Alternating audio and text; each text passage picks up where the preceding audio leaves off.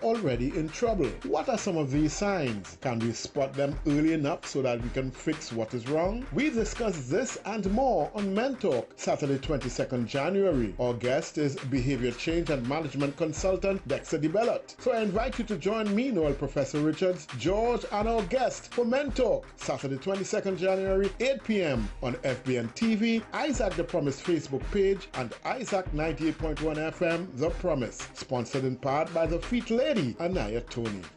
Hello. Hey Jack, you missed the meeting yesterday, boy. What happened? Andrea was under some pressure, boy. Well, you know, uncle have diabetes, high blood pressure, and poor circulation. He couldn't even walk properly yesterday, so I took him to the Feet Lady, boy, Dr. Anaya Tony. And let me tell you something, when they're done with him, he feels so good. You know the man forget he walking stick by them. When I go back for the next session, we'll get back, man. I must send her number to my cousin. She have a pinched nerve, lupus. And I think she uncle got a stroke, you know. I had to see about my back pain too. Well, Andrea, what are you waiting for? Take these numbers down one time. 360-5166 and 478-7416. Dr. Anaya Tony, boy, the Feet Lady from Anaya Health and Wellness Center. You can't go wrong.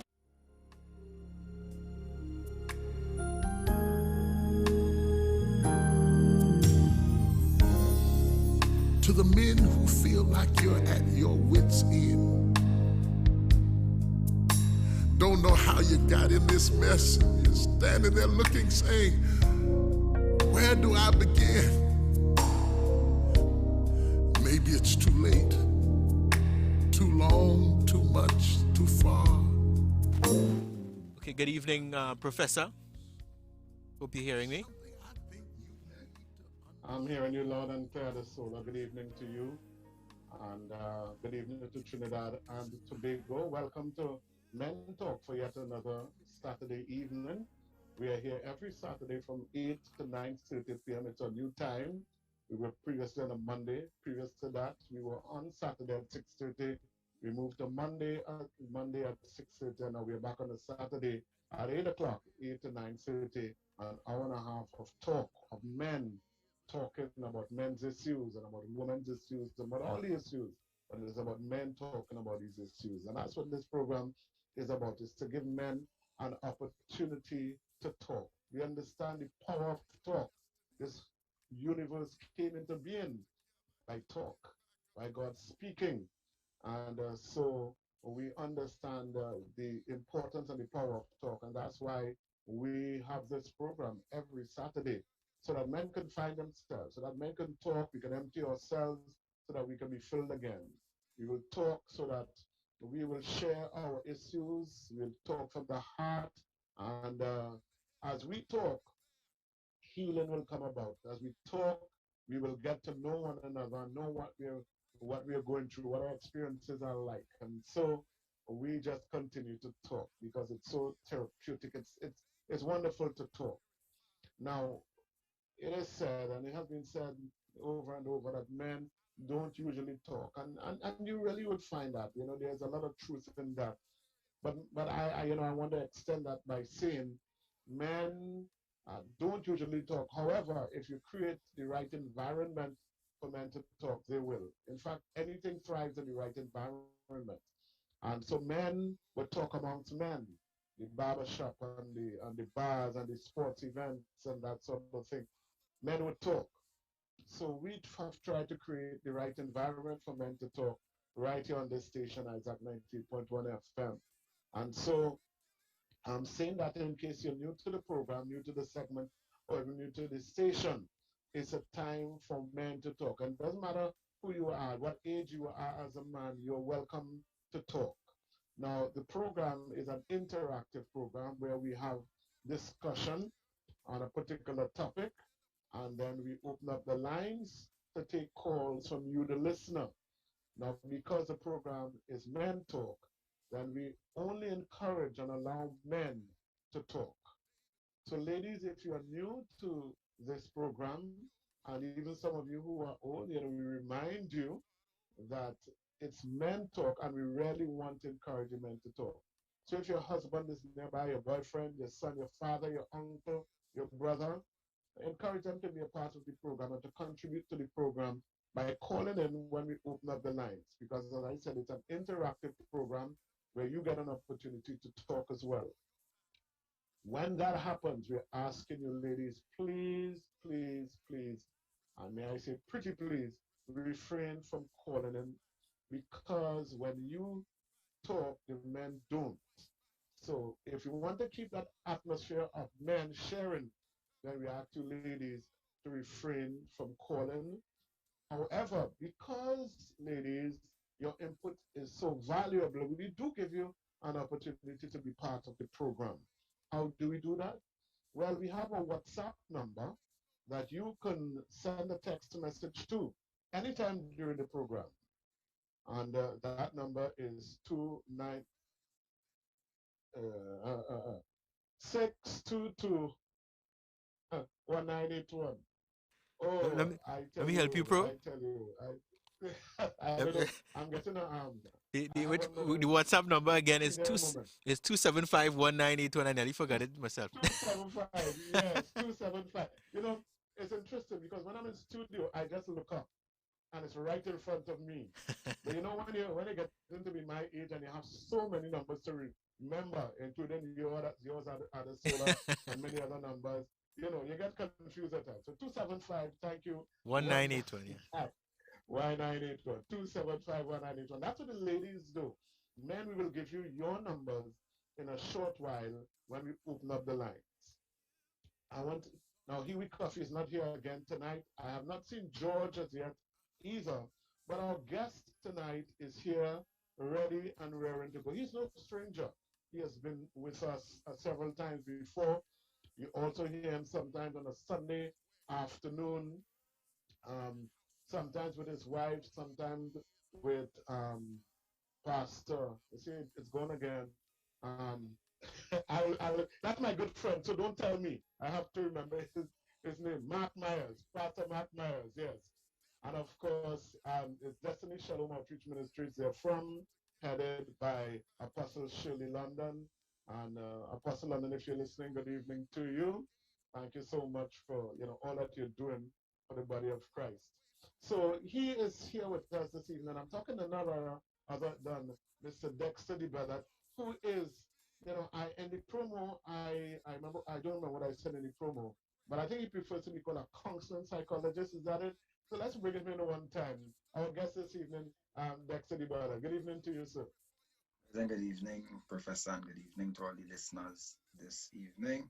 And we look forward to what is going to take place here with all our men. I want to say pleasant good evening to all the men. And let's look forward. I look forward to what is going to happen here this evening. Oh yeah, so say good evening to ladies too, because they're listening. Oh yes, and pleasant good evening to the ladies as well. I'm not it's nothing personal, just as we focus on the men. It's men, yeah, men talking. But we want to acknowledge them because they support us. They give us a lot of support, and so we acknowledge the ladies as well. Now, as you heard in the promo, we want to talk about relationship, and we talked about it last week, and we want to continue this week again. Last week our guest was my good friend. What is going on with me tonight? I'm hiding my face in shame because I hope he's not watching. He's not like, and his name will come back just now. Anyway, but last week we were talking about relationship, and this week we want to continue. We are talking about, as you heard in the promo, uh, you know, a lot of times men are what we call clueless. We call them clueless in this program. Because a lot of times things happen that men don't understand. They don't realize until it's too late. Many people have said to me, Professor, but I don't know why she gone enough. I don't know why she left. I don't know, as far as I was concerned, things are okay. And they're surprised because the woman would have left, and not only left, that she doesn't even want to have anything to do with him again. She doesn't want to hear from him. She doesn't want to communication. But the thing is, in the relationship, there might have been signs, there might have been things happening that maybe he didn't pay attention to. There were things that would have been happening that maybe he thought was like small thing, man. Right? It didn't affect him, it didn't bother him. There may have been signs that he didn't read, he didn't understand, he didn't know that there were signs that things were going wrong. So we want to help out the men. That's what Dexter Bellotte is here uh, for today. Psychologist Dexter Bellotte. I know he wears many hats. He's also Minister Dexter Bellotte. So, but you call him psychologist tonight because he's here to help the men. So, Dexter, over to you. I want you to lead off this discussion this evening concerning that. What are some of the things perhaps we need to look for in relationship? What are the things that maybe can go wrong? Let's talk. Let's talk. Yeah. So, good evening again. And Professor, I want to lay a little foundation before we go in. Sure. So that we would basically gain a greater understanding. I was looking at an article written in 2018 by Michael Mondesi from the Daily Express. He pointed to the national divorce rate in 2013 in a CSO figures. He pointed to 8,117 couples said I do in the year 2013. And interestingly enough, the same year, 2,465 couples finalized their divorce in Trinidad and Tobago. This means basically, according to the most recent CSO Central Statistical Office figures, about 1 in every 3 marriages in Trinidad and Tobago end in divorce. Wow. Interestingly though, I couldn't find more local statistics on those figures. However, I looked at an article published in psychologytoday.com, and it said that 2/3 of all the divorces that are filed in the US are filed by women. And therefore we see a correlation of 2/3 and 2/3. 2/3 in Trinidad and Tobago, more or less, filing for divorce. And 1 in every 3 marriages in Trinidad and Tobago, end in divorce. And 2 in every 3 divorces filed are filed by women. And for me, this points directly to where we at. Because in the absence, when we look at men, imagine as a man, as a husband, you're coming home from work, only to realize that the house empty, no children, no wife, and divorce papers on our table. And clearly, based on the statistics, that is a reality. It could happen. And some men in this situation may be able to identify what led to such a drastic move, while others may be left almost clueless, as you said, as to, what went wrong, what happened. However, many women, and, this conversation tonight, it doesn't place all women into this category, nor does it place all men, but it happens. And so we're speaking from the point of when it happens this evening. So many women don't just walk out of their marriage. And it's something we need to understand, that before women decide to throw in the towel on their marriage, they often try.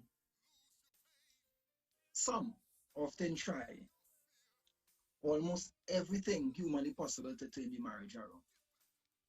Sometimes though, as men, we remain, and the word comes back again, clueless.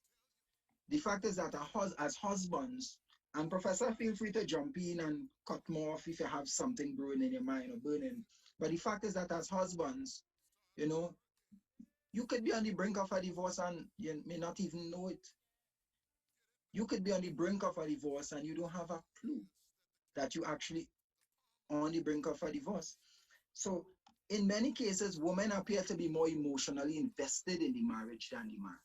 We say it all the time, women are more emotional, women are more connected to the emotions, women seek out that, and we say in some women again, so we don't want a woman to feel no how tonight, and there are some men who are connected to the emotions and all these things. But we're speaking in general tonight. Some men are more concerned with the physical and economical issues in the home and in the marriage, and they pay less attention to the emotional needs. And then there's an aspect of culture that pays attention to that as well, because we could go back into, men growing up, men don't cry and men are supposed to cry, and all of these things that link to the detachment of the emotions. And wives place priority on quality time in many cases, and conversation and shared activities. Wives look forward to that, while husbands prioritize work, bills, sex, and all I does do. And all I just do over emotional needs in many cases and in arguments, when I have clients who sit and speak concerning issues in marriage, I hear the men, a lot of men always say that, she don't know what I just do. I just do so much for she. I always working, I always this and always that. And then you hear the woman making more, the woman seeking more quality time, the woman seeking more conversation. But you don't talk to me. You used to come home and hug me up, you don't hug me up. You doesn't carry me out, we don't go for long walks, we don't go for drives anymore. The things they used to do before we get married, you don't do them anymore. And you hear these things coming out. But the thing is, Professor, as long as the wife develops intimacy with her husband, the marriage most of the times is stable. And the thing is that there may be a lot of issues and red flags. And if the husband pays attention to the emotional needs of the wife, many times the wife will brush the red flags under the carpet because she's being emotionally filled. I hear you that so before you go on. But men will tell you life gets in the way. He has to do all those things. All the things he's talking about that he's doing, he has to do those things. So he has to take care of the bills, he has to go there, he has to work, he has to, if he's a taxi driver, he has to work up and down all day. Or you have to work 2 jobs sometimes to make ends meet. So he has to do those things. So a man will tell her, well, listen, this is just life. I know before we were married or when we were just married, things was easy. But now life is more demanding. We need more things. So that is an argument that a man could put up. Yeah, and you're correct. However, the fact about it is when issues begin in the marriage, and in many cases, just as you say, when the marriage is placed on the back burner, when that emotional connection, what the wife once knew, is placed on the back burner to accommodate other and new commitments, it invites issues. You see, some wives attempt to fix it. Some wives attempt to fix it by communication. And in many cases, a lot of persons married, a lot of married couples don't know how to communicate effectively. So the wife may communicate by nagging, which does little for the situation. In some cases, the wife may communicate successfully. If this happens, then she is able to get her message across, the behavior is corrected, the marriage goes on, the marriage blooms and continues. However, and this is the issue here, Professor, if not, her complaints are no longer and will no longer just be confined to her feeling unimportant. She begins to find fault with many other aspects of the relationship. And this is where I was saying just now, although the wife may more or less ignore all the things that are going on that you're doing wrong because you're taking care of her emotionally, she's still taking notes. She's still aware that this you're doing wrong and she don't like this and she don't like that. And the absence of proper communication opens the door for when the marriage is now placed on that back burner. And now you're showing where she tried to communicate, it didn't come across good. Maybe the two of you all, husband and wife, don't know how to communicate effectively. And therefore, when it turns around now, you see where the pattern emerges where now she starts to complain. In the first initial stage, many men could say, well, the wife walk out and leave, I don't know why she gone. And that is something, Professor, that I challenge a lot. Sometimes we close our eyes to the red flags. Sometimes we pretend as though we didn't see them. So let me just go on a bit. If not, her complaints are no longer confined to feeling unimportant, she begins to find fault with many other aspects of the relationship. So the man started to hear, you're just like your father. If I didn't know you was like this, I would have never married you. I don't know what you time up in. You lied to me while we was engaged. You lied to me.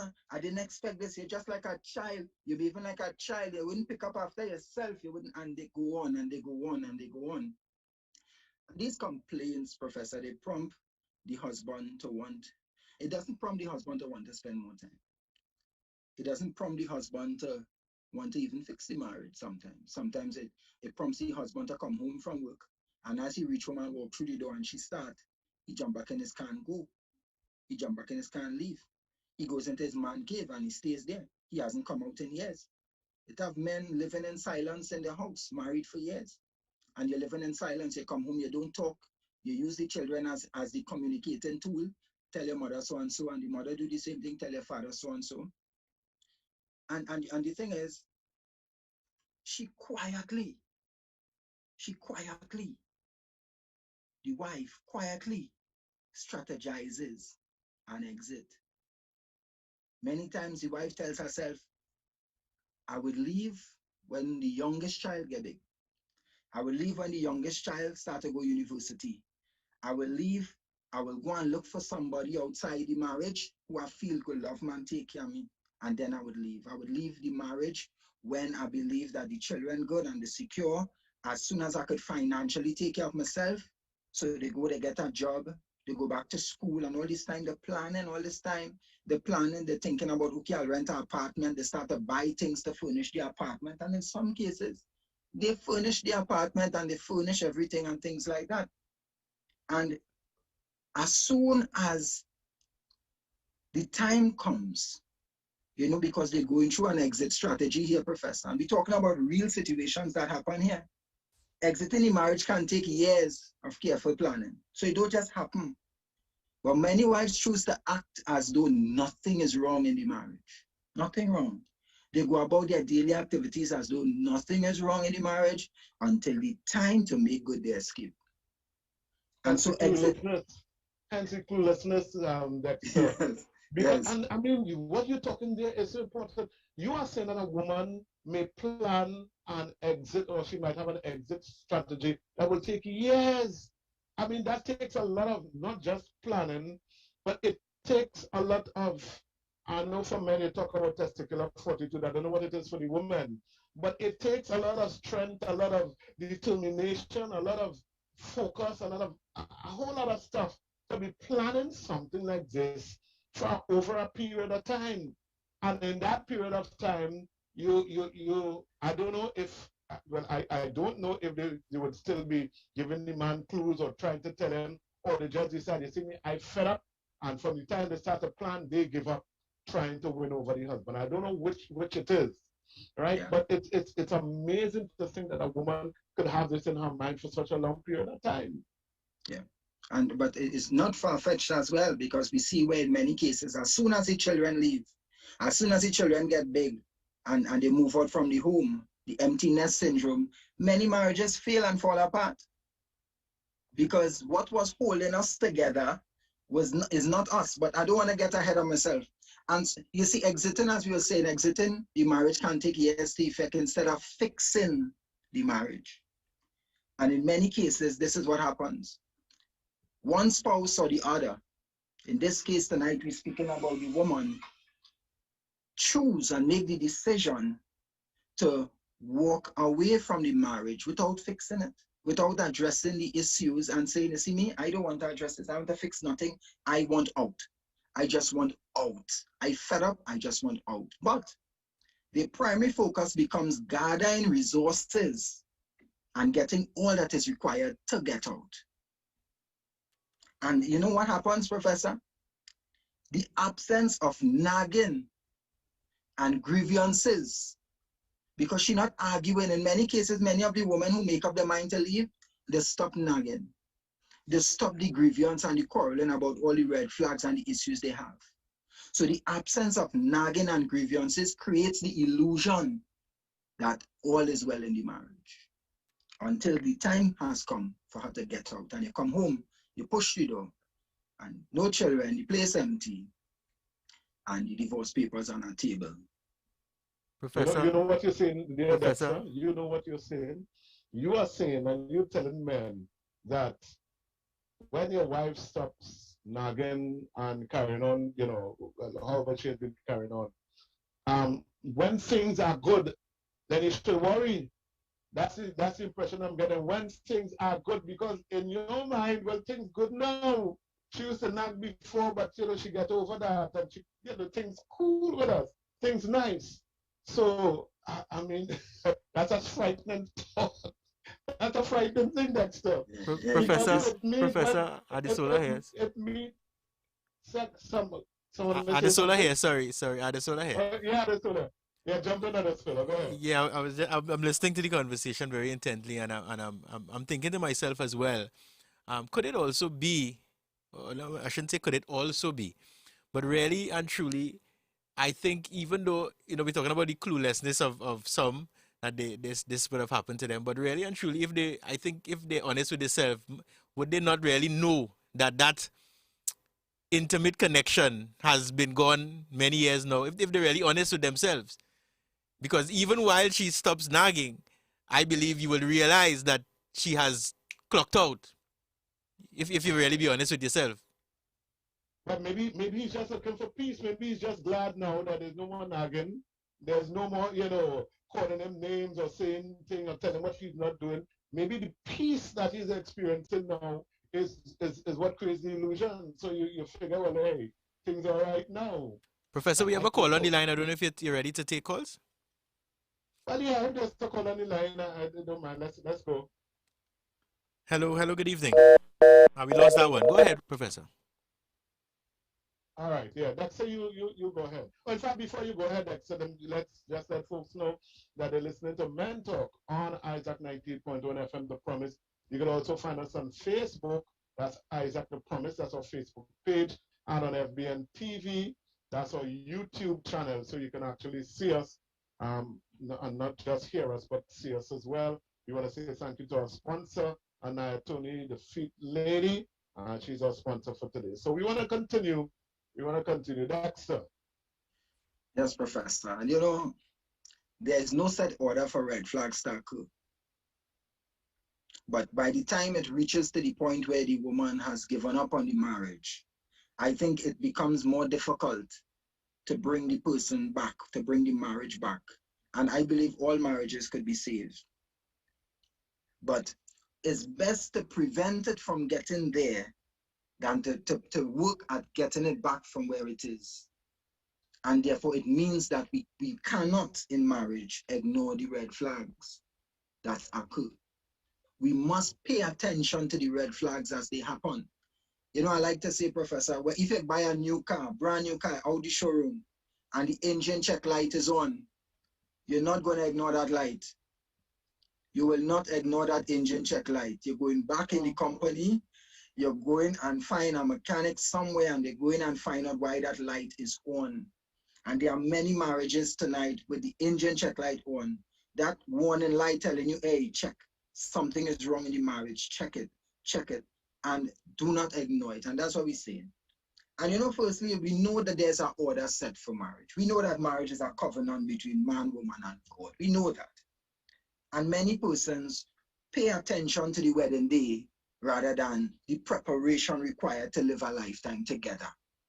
Some persons believe that counseling in itself, 2-3 sessions of counseling could prepare you for a lifetime together. And that is not so. 2 sessions or 3 sessions of counseling cannot prepare you for a lifetime together. You need more. You require preparation. Many cases, a lot of us men had and have no clue. I remember one time I had no clue of what the purpose of marriage was for a man, what the role and function of a husband was.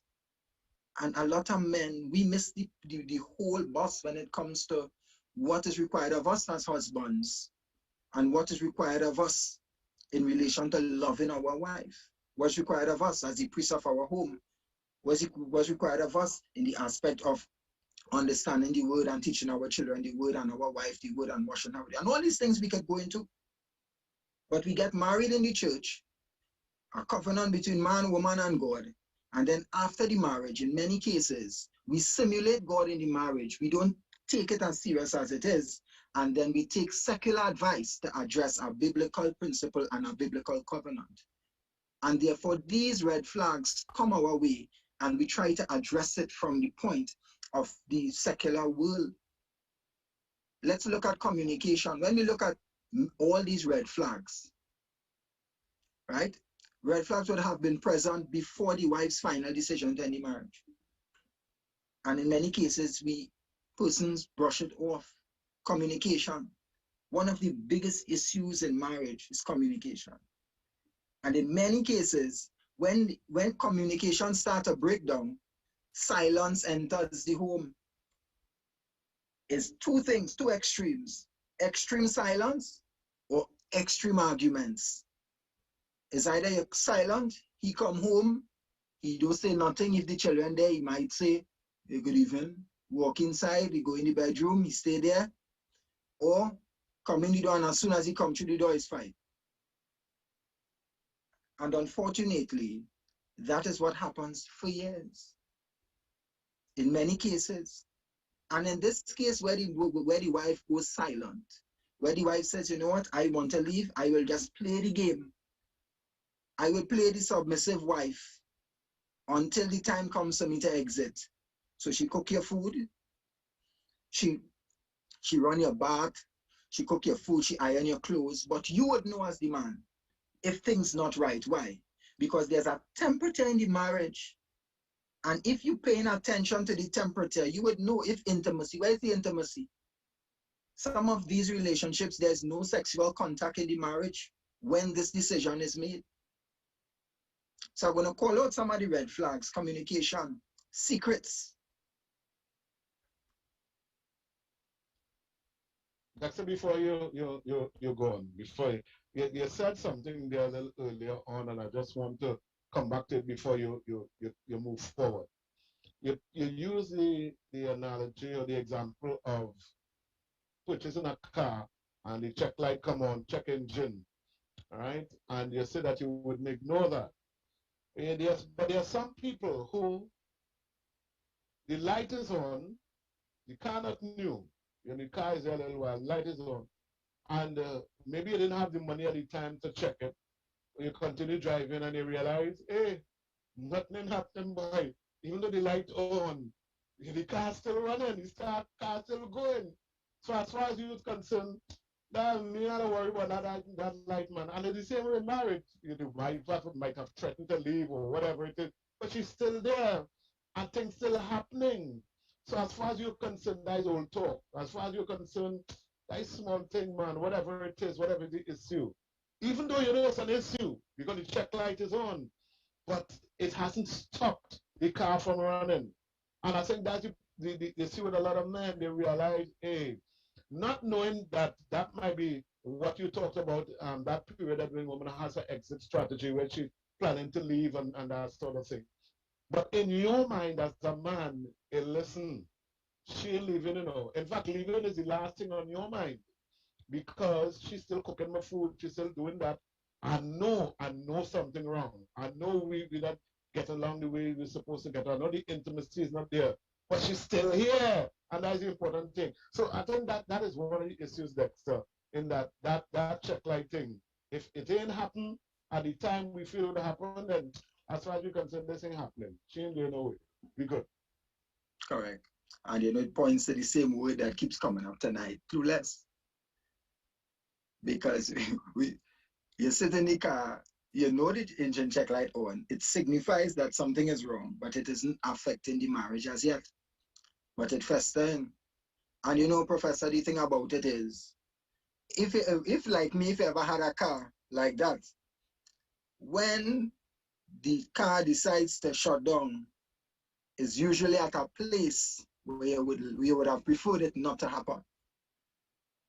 And sometimes you're heading to a wedding, or you now sit down in the car in the wedding, and as you tumble and you go to drive off, the car says, are not moving. And sometimes these things rear its head. The issues in marriage come up in places like family gatherings, in places like church, in public spaces and places where it's not just one isolated incident, but it turns out to be an overflow, a spillage. Because in many cases, the pressure cooker effect is taking place in the marriage. The woman is boiling and bubbling with the issues that she faces. The husband is boiling and bubbling with the issues he faces. Nobody's communicating, but the heat is on and the pressure continues to rise in the pressure cooker until one day the trigger comes and then both start to sing. And unfortunately, we may never know the outcome of such things because they could end very violently. And therefore it points to now, as we speak communication, I wanted to include and inject secrets inside of there, because when this whole thing is taking place, Professor, many times a lot of things is happening in secret. In secret. Because in some cases, the husband not interested in sex with the wife, and two of them okay with it because nobody communicated. But a man need sex. So where is he getting it from? And therefore, when we look, there was a survey conducted in the UK, and it revealed that 1 in 5 people, married couples, 1 in 5 are keeping a major secret from their spouse. And I would dare say that planning to exit the marriage in such a form is in fact a major secret. But that's a big secret. That's a real big secret, right? I mean, he doesn't know it. So that is a secret. Yeah, go ahead, sorry. Exactly. And recent research shows that 1 in 5 people are keeping a major secret, such as infidelity, money troubles from their spouse. And this was in the United Kingdom, and surprisingly, a quarter of respondents in this survey said they kept this secret for more than 25 years. Further, 1 in 4 of those people who kept a secret in this study said that it was so big, they worried that it would destroy their marriage. And therefore, we see now where we speaking about the aspect of the woman coming home, the man coming home, and the woman is gone. The wife is gone, she left the home. But there are absent homes. There are homes where the wife gone, but she there. There are homes where the wife is present in the home, but she's not there. You know, just this evening on the Single and Married segment, we were speaking about the fact that husband and wife living in the same home. They separate for years. They're sleeping in the same home, under the same roof, in different rooms, or on different sides of the bed. Nobody touches nobody, nobody crosses the line on the bed. And it's fair to say that they are just as absent as the woman planning to leave. And we look at the first red flag, communication, which is broad, very broad. We could stay here whole night speaking about communication. And then now we switch to the aspect of secrets, the various secrets that person hold in marriages. In some cases, these are the things that happen first. They try to work it out, try to fix it. Sometimes they went for counseling, they went for help. They seek help in the church, they seek help with the pastor, whatever. And then after trying for years, the wife decides, hey, I try enough, this is not working, I want out, this is how I'm going to go out, this is my strategy to go out. So what are some of the reasons you may ask people keep secrets in marriages? Keeping secrets appears to be a very common practice within marriages and relationships.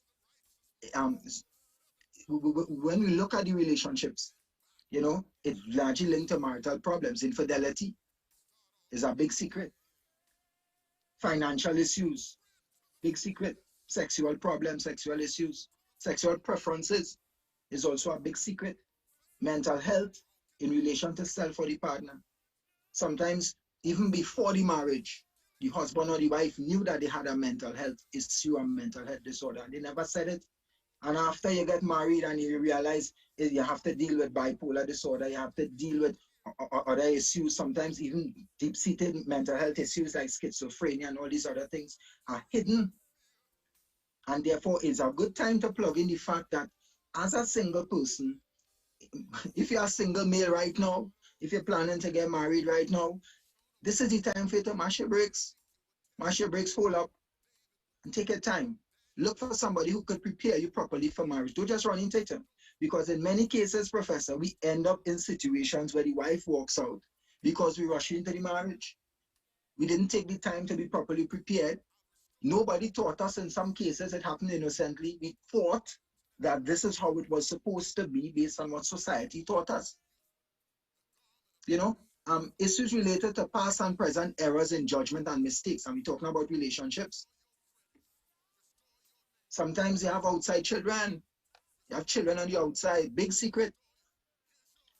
Big secret. In fact, I could speak for my grandma. My grandfather died, and after my grandfather died, we found out that there were more children.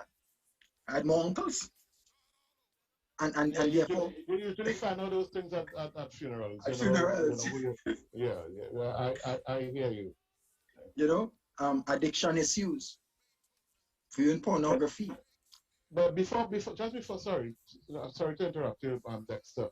But in talking about secrets, you know, you are saying that some people come into the marriage with secrets, yeah? And so there are certain things that they should share before marriage so that when you get into the marriage, the person gets into that place where they know what they're getting into. Um, I know in the States, but I've seen it on television, so I suppose it's true, where when two people are going to be married, they do a blood test, right? I suspect it's to see if there are any um, sicknesses and diseases and that kind of thing in the family. I suspect is that I don't know. And maybe that is something that should be implemented even in our own society here, because a lot of times, as you say, people get into a marriage and well, it may not even have been a secret. Maybe they didn't even know that they had issues, you know, when they came into the marriage. So that that is something that maybe we could think of. I don't know why we don't have that in our own laws here in terms of marriage, but maybe that's something that could help marriages where you do a test before so that you would know exactly where you are. Yeah. And I totally agree because I remember when I was being prepared for marriage, I remember, well, my apostle, she prepared us for marriage. And it took me a year, almost a year and a half, before I could say I do. And during that process, there were a lot of things that was discussed and addressed, including your health, not only to take a blood test, but your general health. Because you don't want to come in and now find out, well, I really have stage 4 cancer, you know. I really have erectile dysfunction. I really have an issue. There are so many medical issues that you need to know. So my brother, you're looking to get married, you need to do a proper check after you say, I do. You can't just wake up the next morning and say, nah, I don't want to marriage again. And sometimes we treat marriage like that and we don't get the proper assistance. Go ahead, Professor. I know you just mentioned it, but I mean, I think it's a big thing, this thing about erectile dysfunction, because of going to a marriage, knowing that especially people who may have diabetes, you know, even prostate problems or whatever, that would cause them to have erectile dysfunction. If you are going, I mean, I think it's well disingenuous of people, you know, maybe a stronger word, to go into a marriage knowing that you have these issues that but definitely will affect your marriage. You have to disclose. You must disclose it. Yeah, and so I just want to say that for anybody who's thinking of getting married right now, if you know you have a medical problem, especially men with ED, and maybe you're diabetic or you're hypertensive, these are things that you have to deal with. You have to disclose and talk about before you get into marriage. You can't wait until after, you know. So I just wanted to throw that in. Yes, and Continue. you're so correct. You're so correct because you know sometimes men feel, you know, like, oh gosh, if I bring up the topic, it's taboo. This is unmentionable. I'm embarrassed. I don't know how to bring it out. Mm-hmm. So they may fear the outcome in many cases, so they prefer not to say anything. Even with heart disease, sometimes with normal diseases that is not your fault. Sometimes men have the tendency to overthink. And in some cases, there are marriages in which the man has cancer. He found out years ago, and only when it gets stage 4 and he have to be hospitalized, it comes out that he had cancer all the time and he never tell nobody. And when you look at us as men, generally, some of us have this way where we believe that everything we feel and every pain we feel is gas. One, so that we drink some hot tea for it and we tell ourselves, well, you know what? I'll be all right, until it becomes bad enough that we need to be hospitalized, until we reach in crisis. And that until we reach in crisis is an issue because we stay silent until we can no longer stay silent. And by then, sometimes it might be too late. You know, some people believe that they need to keep secrets or lie to survive in a relationship. So that you and wifey going down, And you know, we speaking to men tonight, so I wouldn't be bringing out much of the woman, but husband, hussy, you are talking to tonight. You know, you're feeling a particular way. You know, you're not satisfied. You're not satisfied in the marriage. You, priest at the home, you're not satisfied. You're in the marriage, you're not feeling like it happening how it's supposed to happen. But the fact is, are you doing what is necessary to ensure that this doesn't happen to you in your marriage? We have a responsibility as husbands to ensure that we do what we are supposed to do as husbands. And one of that first thing is a connection, to God, and then is a connection as well to your wife. You're supposed to love your wife, not hate your wife.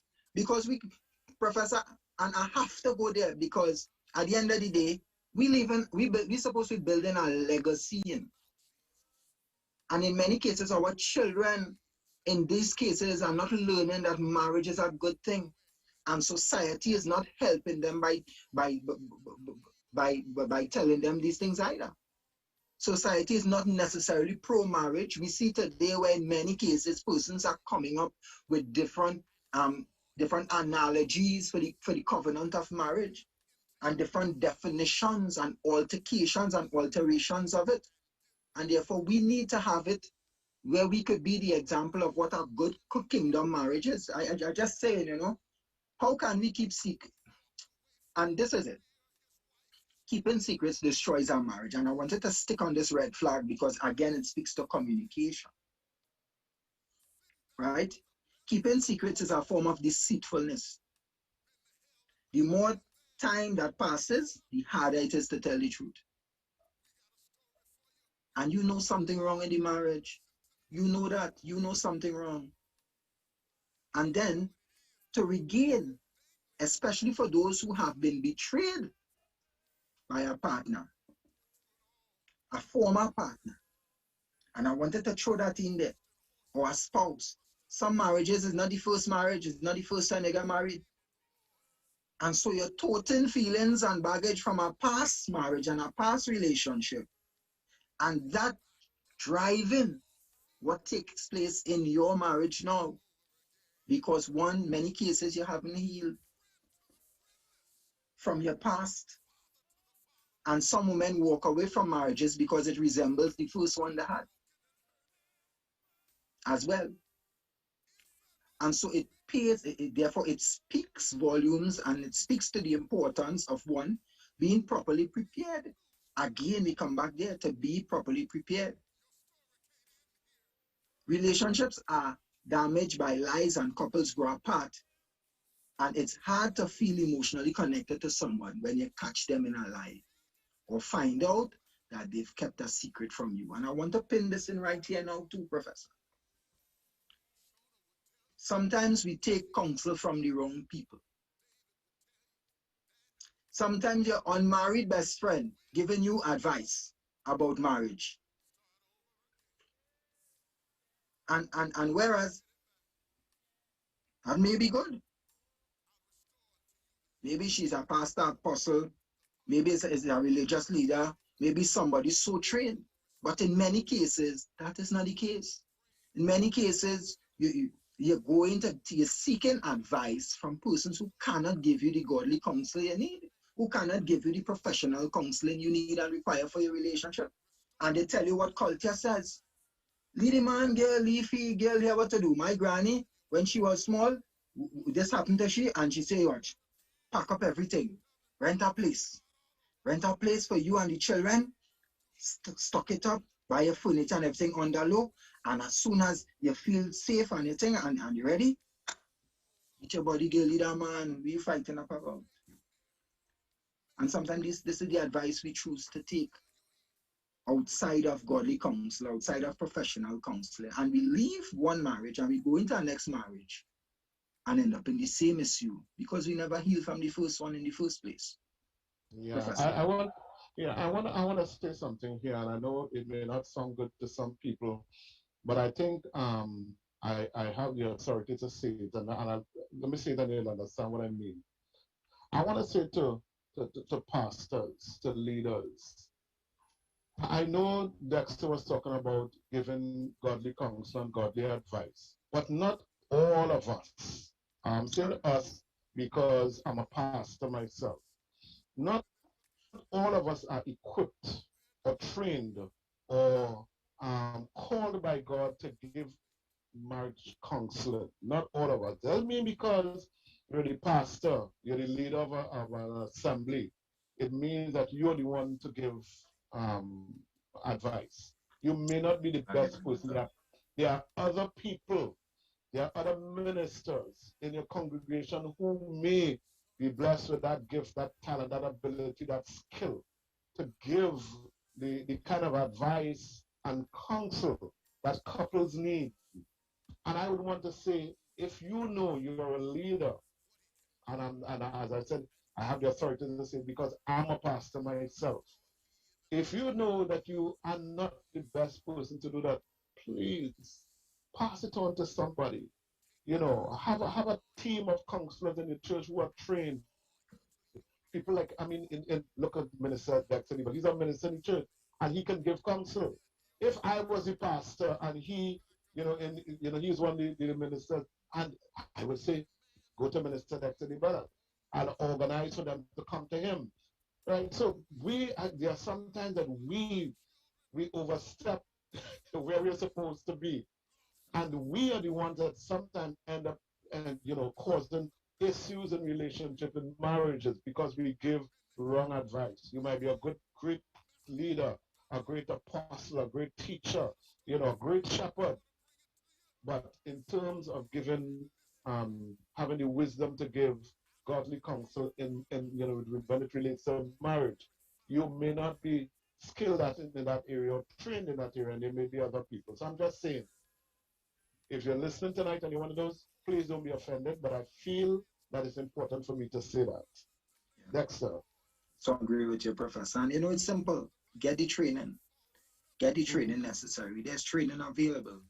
Get the training necessary. Christian counseling, you could get it. A lot of different courses. You could put in a plug here, Dexter, if you wish. You could go right ahead.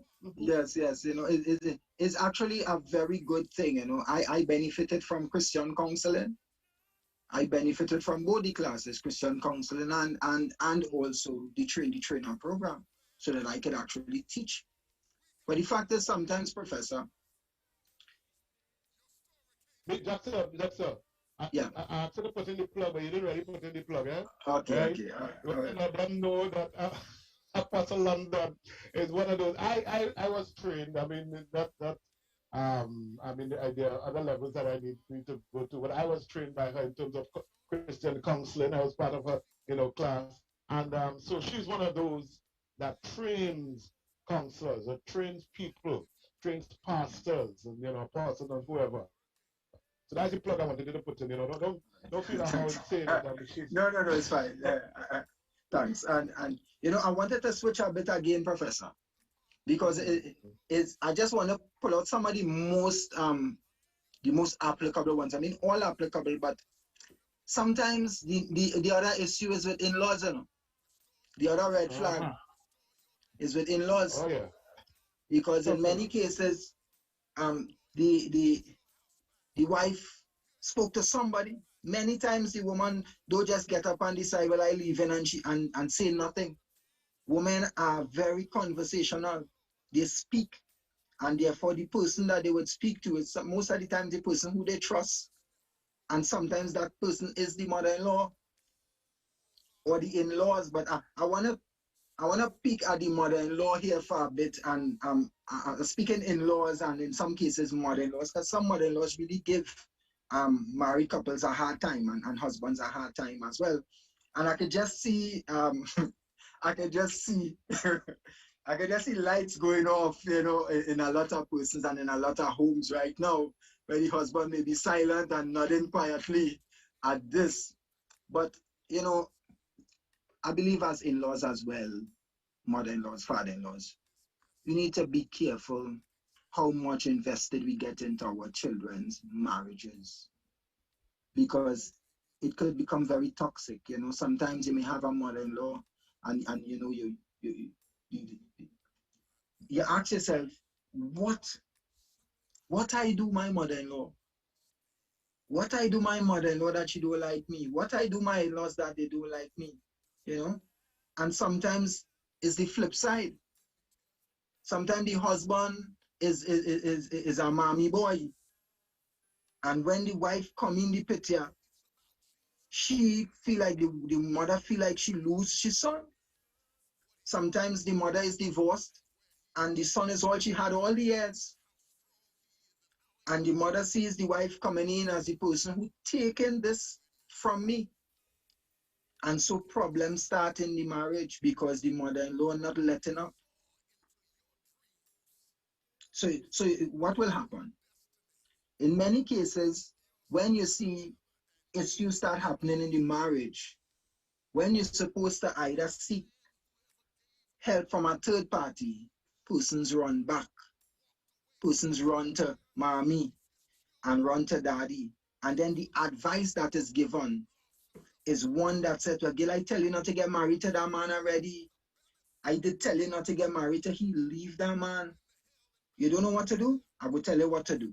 We go organize and I will help you with it. And these are some of the things that should not be happening. And mind you, some of the in-laws that give couples a hard time are Christians, you know, are kingdom people, people in the church.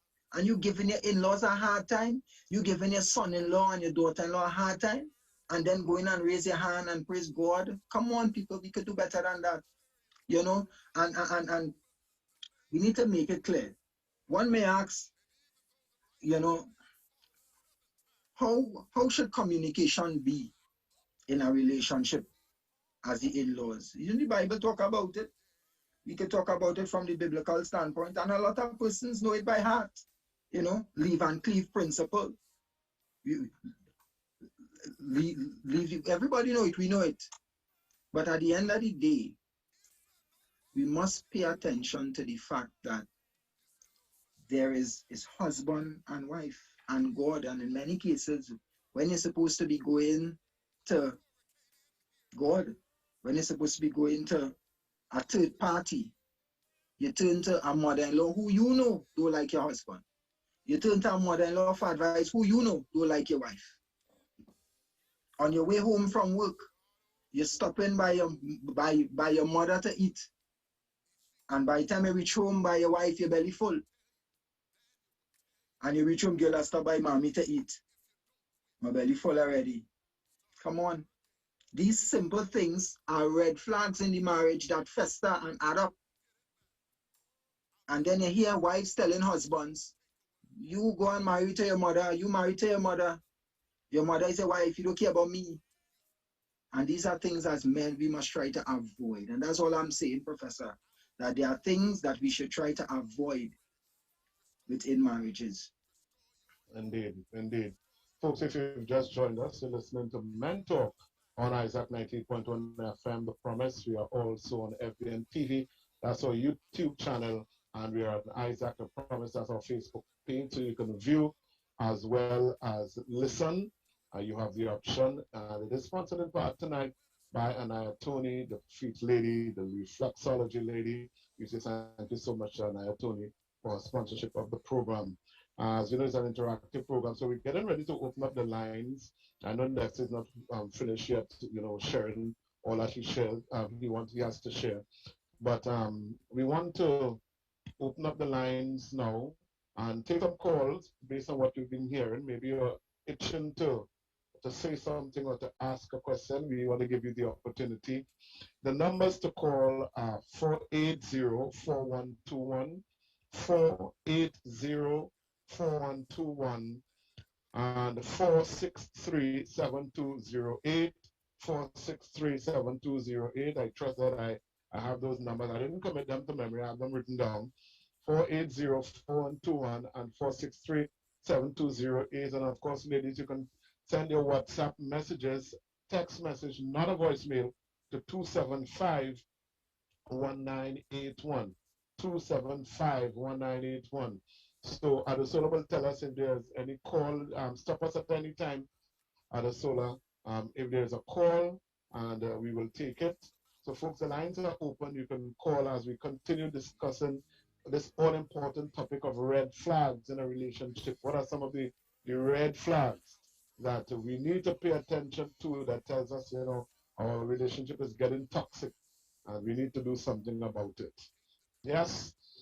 Okay, so while we wait on our call or WhatsApp messages, we will continue the discussion. And next, I want to say something to you. You talk about the in-laws and they talk about the mother-in-law, but we know father-in-law could be in that too. But one of those that I think we maybe don't pay enough attention to is the sister-in-law, because the sister-in-law too could get, you know, could get involved in places and time when she's not supposed to be involved. And then you see too, a woman might have been close to her sister before getting married. She accustomed talking all these things with her sister, and now that she's married, she didn't disconnect or stop doing that. So everything now, every issue that she has, she talks to her sister or her sisters. And Dexter, that too can be detrimental to the relationship. Correct. So correct. And also boundaries. In many cases, when we look at that the whole change that comes with marriage, boundary setting, where the in-laws just feel it's okay to pop up at your house at any time and bounce in your house and go through your house, go in your fridge, do whatever you want, like normal. And maybe there's a culture that was in your house before. Maybe that's something that you grew up doing. But when you enter into marriage, these are some of the things that has to be cut out. And in many cases, it requires, again, communication. You know, you just leave your house and you pop up by me unannounced. And you walk inside and you push aside and you do whatever you do. These are things that must be addressed. And I think it's so important as a red flag that we address these things, because again, it adds to the reason why a wife could just say, you know what, I'm not even a wife in my own house. I not even, and throw her hands up and leave, Professor. Yeah, indeed, indeed. I hear you, folks. The lines are open: 480-4121, 480-4121, and 463-7208, 463-7208. You want to get in on the discourse, on the conversation that we've been having. We have counseling psychologist Dexter Bellotte with us this evening, and he has been sharing. And maybe you want to disagree with him and all, even so, give us a call. You have a call, And Professor? ladies, you can send us a, yeah, okay, let's go. Hello? Hello, good evening. Good evening to the panel. Good evening. Good evening, sir. I evening. want to applaud the person who was in there and who was giving the advice nationally to people. I think that is most important to all other couples, right? And I think that you're well educated in the field and keep up the good work. Thank you all. Thank you very much, sir. Thank you very much. Thank you for your call. Again, the number is 480-4121, 480-4121, and 463-7208, 463-7208. And ladies, send us a WhatsApp message to 275. We have another call, Professor. Let's go. Hello, good evening. Good evening, gentlemen. Good evening. Very good program. Go back to the analogy about the motor car. The majority of men look at the model of the car on the outside. They ignore the check lighter, because my car is a BMW. As opposed to the females, when they see the check light, they go straight to the company. And in this case, the company refer to the Bible or to God. But the men running by the road technically. And he ain't getting it right. So the analogy is well put over. Thank you very much, sir. Thank you for your call, sir. Thank you very much. Again, the numbers 480-4121, 480-4121, and 463-7208, 463-7208. Those are the numbers to call. If you have a question, you have a comment, feel free to give us a call now. The lines are open. And of course, the ladies, 275-1981. Send us a text message, not a voice note. send us a text message to 275-1981. We have Dexter Bellotte in the house tonight. No George tonight, no Huey. But he and I are having this conversation, and we want to hear from you. We want to hear what you have to say. Men, you have a question or comment, you want to agree or disagree, or you're not sure about something that was said, please feel free to give us a call now, and we'll be sure to address it for you. 480-4121-463-7208. These are the numbers to get in on the program. It's Mentor on Isaac 90.1 FM, The Promise, FBN TV, and Isaac The Promise Facebook page. So we want to continue while we wait on another call, Dexter. Pushing ahead, because you're talking about interference, and you talk about boundaries, no boundaries. Sometimes we didn't set the right boundaries, or we didn't set the boundaries in the right place, and it is something really could cause somebody to get fed up. And, as you say, a woman could say, "Well, I'm not the woman in this house." If they could come in at any time and visit at any time and do what they want, then and she might have been mentioning it to the husband all the time, but because he's accustomed, that's the way he grew up. That's what that's what happened in his house, and his house of origin. So that's a big, that's small thing for him, but it's a big thing for her. Correct. And I want to touch a nerve a bit, and I think it's so important for us as men to understand that as men, sometimes we are not truthful enough. And some men may say, she just get up and walk out. She just leave, everything was good. And you're abusing the woman all the time. And you're beating the woman all the time. And therefore, one of the red flags is abuse. And it is one of the times, Professor, that I believe is so important for the woman to not be silent and to stand up and say, you know what, I need to get out, I need help, and to seek the necessary help. Because in many cases, women are being abused. And in some cases, men are being abused. But in both cases, silence is not the way to deal with the abuse. And therefore, sometimes in cases like these, sometimes the wife may leave the house. And she may have been. Probably she has been abused for years. And for the sake of the children, not say anything. And therefore, if there are men on the line tonight who are listening and they have an issue with abuse and they don't know how to control themselves, this is a time when you could say, you know what, I need help, I need some help, I need to talk to somebody, I need to deal with this because I want my family. Maybe it hasn't reached to the point where your wife walked out of the home as yet. Maybe you could take this time to recognize I have an issue and I prefer to deal with it and save my family and save my marriage. And I wanted to say that because it is something that is real and happening, and it is in fact a red flag. And on the flip side of that, there are men suffering in silence who are being abused. And men abuse women physically, but in many cases, women abuse emotionally. Verbal abuse is real. And a lot of men have to banter with and to deal with the tongue of their wife. And it is a red flag. And in many cases, a lot of men choose to pat down, as we say, choose to, all right, I will just take it down. But, I asked a client the other day, I say, if somebody said to you that you were being abused by your wife verbally, what would you say? No, I'm not being abused. I say, okay, if you spoke to your wife the way she speaks to you, what would happen? He said the police could get involved. And therefore, we need to stop making excuses for abuse. Abuse is abuse. And if we call it out for what it is, then we could address it on both sides. And I think that it was a fitting time to place that in there, that whole aspect of abuse in there. Professor, we have a WhatsApp message. Okay. Let me see if I can get it in. Somebody says, "Good night. The topic with marrying multiple times. I fell in that bracket with my wife, who who I have reasonable cause to believe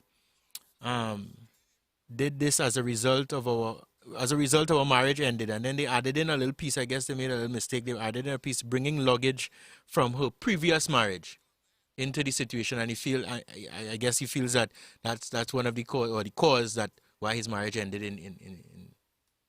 ended after all. Yeah, thanks so much, Adesola. It's just like Dexter said before. Sometimes we bring baggage from other marriages into the marriage, and that's why premarital counseling is so important for us to deal with all these things. I mean, we keep saying it over and over in this program that you don't just get into marriage. We might figure, well, my father and my mother married so many years, so I know what marriage is about. I have plenty of friends who married, but that doesn't prepare you for your life and your life with this person. Right? And a lot of times things come out in premarital counseling that may make you even want to change your mind or delay in getting married because I didn't think about that. I didn't think, and I just want to again put in another plug for premarital counseling. But let me just say this as well, Dexter. This whole thing about abuse. Again, maybe it lures a lot of men into a false sense of security sometimes. And I just use that for the want of a better expression, meaning that you're abusing her and she's still there. So you figure there's nothing you could do that would make her leave because you're treating her that way and she's still there. That woman must really love you, or well, she didn't reach out fine school, so she can't go and get a job. She can't take care of herself. She can't do this. And we feel that we can continue the abuse because we have that control, that power over them. And that could be so wrong. And that is why we end up so clueless sometimes when the woman, she leaves because we figure she will always take it. And that is not always the case. So? Yeah, you're so correct. And one of the other ones I wanted to mention, Professor, is the aspect of the financial issues. A big red flag. Big like the one in Mokoya, Professor. A big red flag. And sometimes even in premarital preparation, you see persons having issues coming to terms with what will happen with the finances after. So could you imagine while you're being prepared for marriage, there's issues in determining how the finances would be shared, what type of account would exist, how you would split the finances, and all these kind of things. Imagine if you never had the conversation and you end up in marriage. Then it will turn out to be your money and my money. And your money and my money turns out to be, that's mine and that's yours. And then it evolves and evolves from there. And sometimes the issue in the marriage is strict. The husband not giving any money, not putting in enough money. And with financial issues comes a lot of other issues. How do we deal with and address other issues related to finances? How do we deal with the children? How do we deal with the stepchildren? Who takes care of the stepchildren? Because them, and some men say, them is not mine. But you're married to the woman and you never had the conversation because you was never properly prepared for marriage, so you don't understand. So you, God-fearing man, Holy Ghost filled, believe that you're married to the woman, but the children that she has is not yours. You have no concern with them. And these are some of the things we must address as a church, as kingdom people, because we run into marriage thinking that it's just a wedding day. Joy itself is a wedding day. And then when the rubber hits the road, we start backtracking. This is not what I want. I didn't sign up for this. So that the man gets paid, gambles all his money and comes home with nothing and expects that the woman, the wife, will just take it like that. Or the man gets paid, he comes home, the wife takes the bank card and spends all, and he ends up with nothing. And these are the things that needs to be addressed. Indeed, I hear you. Finances is a big thing. And one of the things about finances, and this is just one, that I have come across several times, the issue of, you pay certain bills and I pay certain bills. And when you get vexed, if you're responsible for paying the light bill and you vex with me, that is it. That's it. We might have to live in the dark. All right, or I have to pay whatever it is, or I have to make the groceries, and I vex with you. Well, you have to eat vital supply, you have to eat quick for the rest of the month. And Right. these things, and these are some of the issues that we really have to deal with before, right? Marriage is a covenant and it's a commitment. You have to be committed to the marriage, and in spite of whatever is happening, there are certain things that have to be done, and they have to be done whether you vex or not. Whether you're angry with the person or whether you're upset or not, there are certain things that need to be done that, once they're agreed upon before marriage, then it has to continue. And emotion doesn't come into it. You can't be vexed with me and stop doing what you're supposed to do. And of course, we know the big one about withholding sex because you're vexed. And I mean, we could get into all of that. But there's so many things. I see we running out of time, but there's so many things we could discuss. But let me just call the numbers again. 480-4121, 480-4121, 463-7208, 463-7208. Those are the numbers for men to call now. We only have a few more minutes to take your calls. Your questions, your comments. And of course, ladies, 275-1981. Send us a WhatsApp, a text message to that number before we close. So Dexter, let's continue. We have a few more minutes. Let's just continue. I don't know if you have any more red flags to share. I wanted to throw in this one as well. You're married. You still have strong feelings for your ex. You're still communicating with your ex. And you believe the wife don't know, or you believe the husband don't know. And this is one of the big ones that turns out to be secrets. Because when the issues start in the marriage, many times the husband turns to somebody to talk. People say men don't talk. Men just talk, But sometimes it's who we choose to talk to.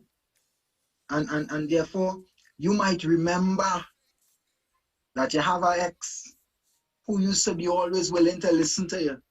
And the problem starts in your marriage. So who you going to call?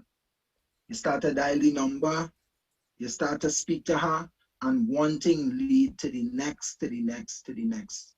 And sometimes the wifey find out, and she face you about it. You deny it first, she find out again, you patch it up, and you go on back at it again, and you go on back again and again, until she finally say, you know what? I will organize myself and leave, because you're not changing. And infidelity is such a big issue in marriages. And the thing is, women they look at patterns. And as men, sometimes we don't pay much attention to patterns. But your wife would know exactly when the temperature changes. Your wife would know the day you come home and you're guilty, you're acting like something wrong. Your wife would know the day you come home. Wait, that is not the socks you leave here in. That is not the underwear you leave here in. Where do it? How you smelling? So you're smelling different. And these are the things that women pick up on. And therefore, if you're a man tonight, your husband, and you know you have been unfaithful, or you are being unfaithful to your wife, if you are in a situation where you believe, hey, I can't, I want to stop and I don't know how, you need to reach out. And when I leave, I will leave my number and things that person could get in contact with me. But this is important to not just hear the information and just do like, if okay, I just hear it. But do an assessment of your marriage. Do an assessment of your marriage, and if you realize that it is in a place that it shouldn't be, take the opportunity now to take evasive action to fix it. Don't wait until you come home and the house empty.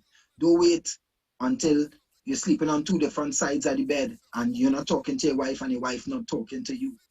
Do not wait until it is too late. And that's what we're saying tonight, Professor.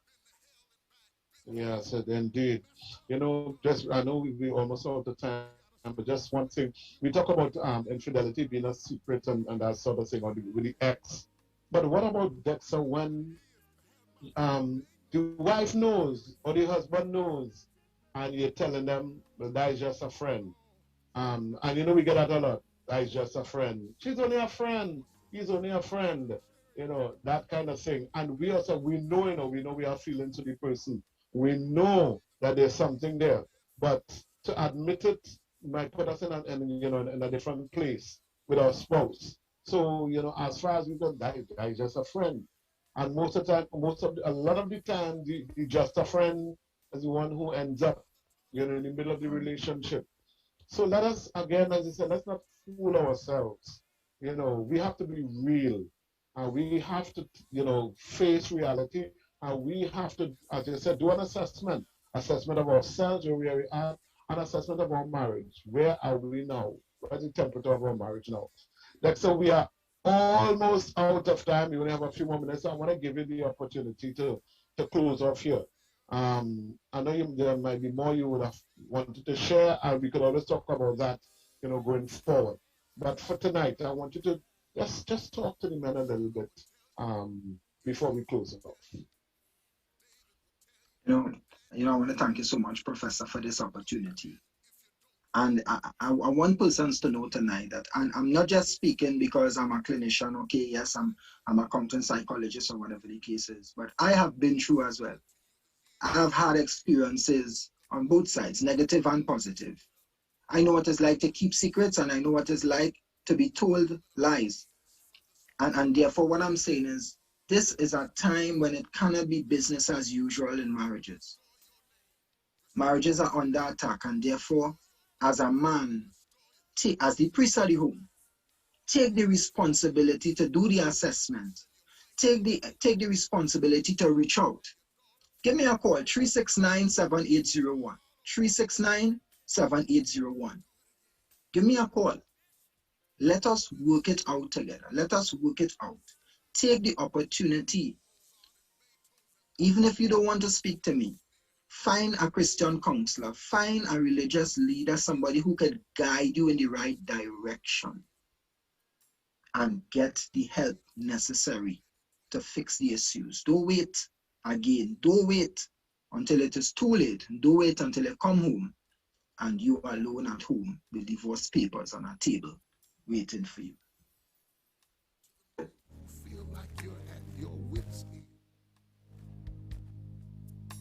Don't know how you got in this mess. You're standing there looking. You're on mute, Professor.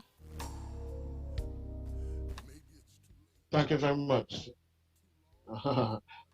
Thank you so much to Dexter for sharing with us tonight.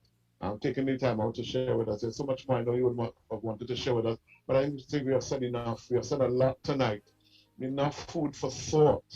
And we're hoping that the men would listen to what has been said. And let us be real, let us be honest, let us examine ourselves to see where we are at. Let us not fool ourselves. Because, if you fool yourself, you're the biggest fool. So I really, really, really want to encourage men to pay attention to what has been said. You may not have called in, but I know you would have been listening and you heard. So I'm trusting that it would have affected you in some way. Thank you so much to constant psychologist Dexter Bellotte. Folks, this is what we try to do here at Mentor, to bring the issues to you, to help you to think and to examine yourself so that you can be better, so that you can make the changes that are necessary, so that you can be better as a man, as a father, as a husband, as a brother, as a son. So thank you so much for listening. Thank you so much to our sponsor, Anaya Tony, the Feet Lady, for her continued sponsorship of the show. And I just want to say God bless you. We'll be back, God's willing, next week, Saturday at 8 p.m. again, 8 to 9:30. One of the things I already wanted to touch on, we weren't able to deal with it tonight, but I'm sure in a future program about emotional affairs. It's not physical, but it's emotional. That's another thing that we need to talk about, that a lot of people get into. And they tell themselves, I okay, man, I ain't doing nothing. I ain't touching, I ain't doing anything. So that's something that we want to talk about in the future. So, folks, that's it for Mentor. God richly bless you. As I said, we'll be back next week, Saturday, God's willing, at 8 o'clock. And special thanks to Mr. Dexter Bellotte for guesting with us tonight. That's the end of Mentor. It's back over to you in studio at the Solar. Have a good night, folks. Father to the fatherless. Hello. Hey Jack, you missed the meeting yesterday, boy. What happened? Andrea was under some pressure, boy. Well, I know Uncle have diabetes, high blood pressure, and poor circulation. He couldn't even walk properly yesterday, so I took him to the feet lady, boy, Dr. Naya Tony. And let me tell you something, when they're done with him, he feels so good. You know the man forget he walking stick by them. When I go back for the next session, we'll get back, man. I must send that number to my cousin. She have a pinched nerve, lupus. And I think she uncle got stroke, you know. I had to see about my back pain too. Well, Andrea, what are you waiting for? Take these numbers down one time. 360-5166 and 478-7416. Dr. Anaya Tony, boy, the feet lady from Anaya Health and Wellness Center. You can't go wrong. Relationships do not end suddenly one day. There are red flags and telltale signs that would have alerted either party that the relationship was headed for or already in trouble. What are some of these signs? Can we spot them early enough so that we can fix what is wrong? We discuss this and more on Men Talk, Saturday 22nd January. Our guest is behavior change and management consultant Dexter Bellotte. So I invite you to join me, Noel, Professor Richards, George, and our guest for Men Talk, Saturday 22nd January, 8 p.m. on FBN TV, Isaac The Promise Facebook page, and Isaac 98.1 FM The Promise.